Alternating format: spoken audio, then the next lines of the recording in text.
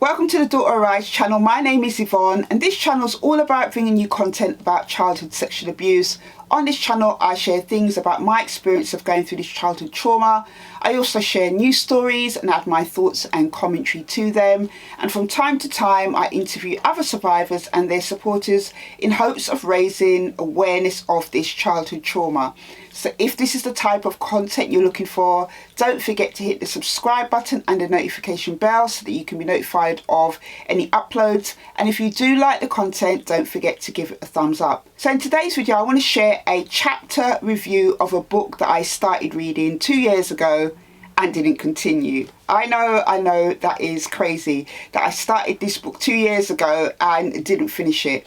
I think it was a little bit hard for me to read at the time. I think that might have had something to do with it, and also as well just time to set aside to read, this type of book.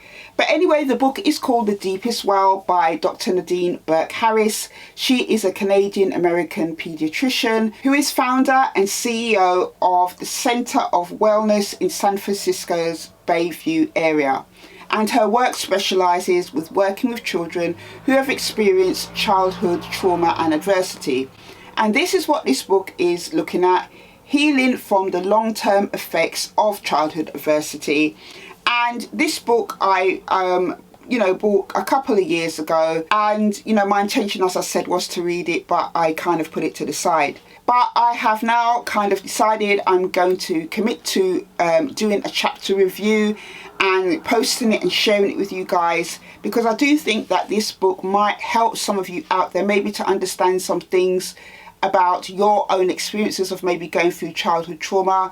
I know already on reading even chapter 1 of this book, it got me thinking about certain little things that I struggled with, how that might be connected to my earlier experiences of childhood abuse. So in chapter 1 of the book, it focuses on a little boy named Diego.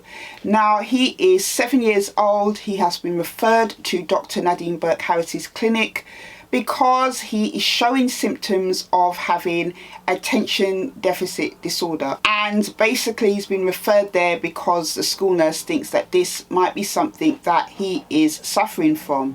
However, on looking on Diego's developmental charts, Dr Nadine Burke Harris notices that for a 7-year-old boy, he is significantly smaller than other boys in the same age bracket.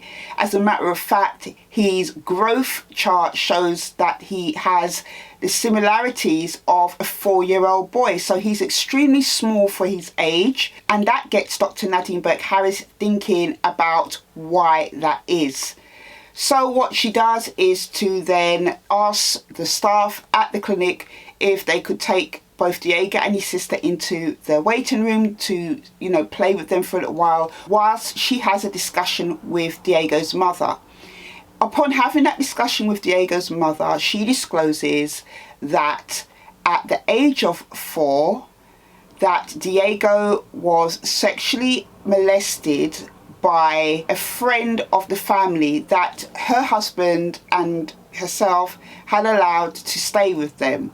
This man moved into their house, they trusted him, and no sooner had he moved into the house, they started to, Diego's mother said she had started to notice changes in Diego's behaviour. He started to become extremely clingy, unsettled, and it was on coming home one day from work, I think it's either Diego's mother or the father, comes in and finds the housemate, the person they've allowed to live in their house, in the shower with their son. Upon that discovery, basically all hell breaks loose. They kick him out. They report him to the police, but it had a really, negative and detrimental effect on the family. Besides, obviously, a change in Diego's behaviour. At school, he would struggle to focus, struggle to stay still. The mother said that she started to get depressed. The father, even though he was a social drinker basically, his drinking started to get worse. They both blamed themselves for the fact that Diego got sexually abused by this family friend. On top of that, the doctor, Dr Nadine Burke Harris, notices on his developmental chart that it was at that age that he stopped growing. So already there is this thing that she's thinking that maybe the sexual abuse that he experienced at 4 had something to do physically with his stunted growth. And this is where she starts to think deeper about some of the kids that have visited her clinic. You know, she talks about, looking at trying to find obvious connections, but then thinking, what if the connections are deeper than what is apparent to the eye? Also in this chapter, she talks about the range of referrals that get sent to her with suspected diagnosis of a range of different things because of the symptoms. But it is in exploratory question of these cases that she starts to think about maybe a lot of the symptoms that these young kids are displaying is possibly linked to their childhood trauma. So she talks about some of the kids that have visited her clinic. Some of them have been witness to murders. Some have gone through sexual abuse. Some have had parents who are drug addicts. And the range of different symptoms that these kids have include severe asthma, behavioural problems, growth problems like Diego. So she decides that she wants to do a deeper piece of research into seeing if these life traumatic experiences of these children are connected to their health problems. So what she then does is to then take this to her supervisor at the time and say, she wants to look at what is causing in this area of San Francisco, in the Bayview area, a lot of the kids, the young people's health problems.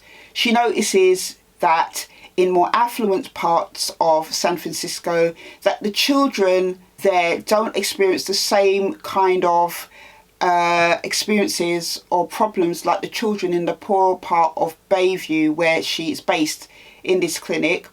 And also as well, the life expectancy of children is a lot shorter than those in other affluent areas. So this is where a lot of her work kind of starts from. She has obviously before that an extensive background as a paediatrician, working on a range of different things, but she decided that she wants to focus her work on this.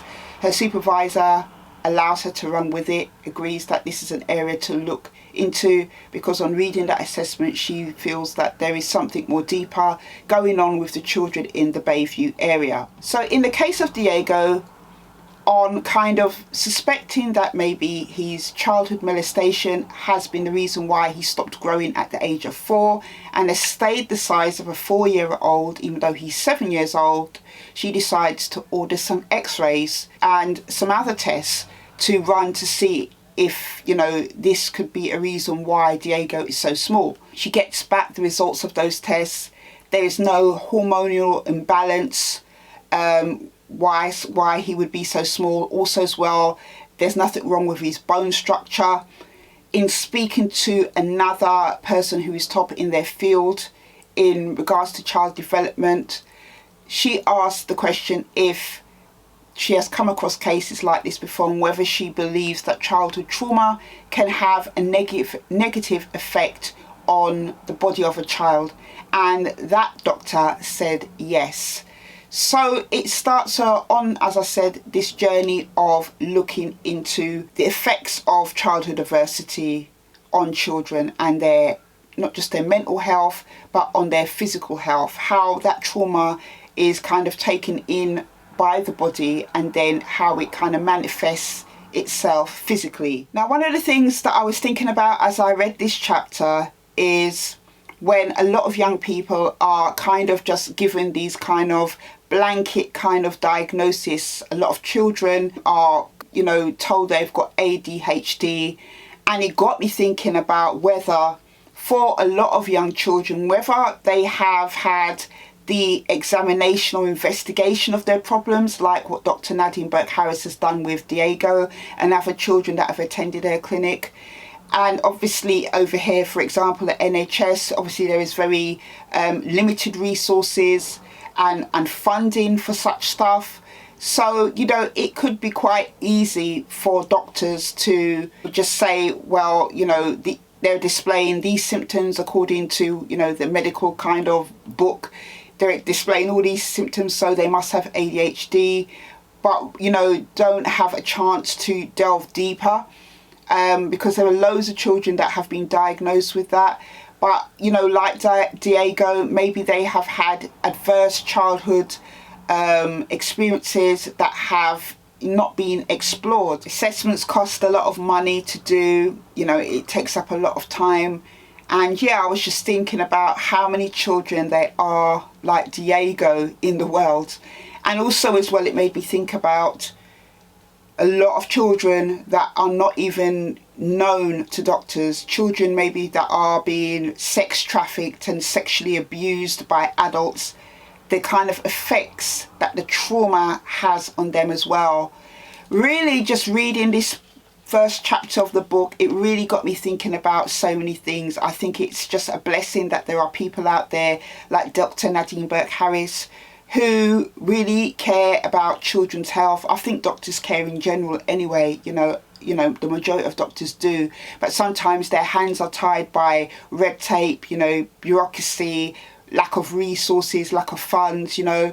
But I just think that Dr Nadine Burke is a blessing to children, and the fact that, you know, she decided to undertake this piece of research and, you know, write this book about the effects of childhood adversity and connecting that to physical health, you know, it is a really courageous and admirable thing to do, and no doubt it can help so many children all over the world. I know that, you know, one of the things that I spoke about in my book Choose Life, when I had some problems with the left side of my body and they couldn't discover what exactly caused it, and, you know, just thinking about that, how the body holds trauma and how it can kind of come to the surface years, decades later, is something that's quite frightening. But, you know, we will probably see more of Diego's story as we go through the book. But my thoughts on the first chapter so far is that it is really just given me a lot of food for thought in terms of trauma and how it affects the body. And also, you know, just thinking about Diego and the fact that, you know, he was abused at 4 years old, and that was the exact age that he stopped growing. And his chart and his, you know, all the stuff that they've done to investigate kind of signifies that it's had a physical negative impact on his life. I really feel for him. Obviously, the parents can't blame themselves. You know, a lot of the time when child sexual abuse happens, it's always at the hands of somebody the child knows, loves or trusts. They weren't to know that this person had these inclinations. They did totally the right thing, kicking him out the house, reporting him to the police. So I just wanted to share my thoughts on chapter 1 reading of the book. Chapter 2 will be coming up shortly, and I will see you in the next video. Take care.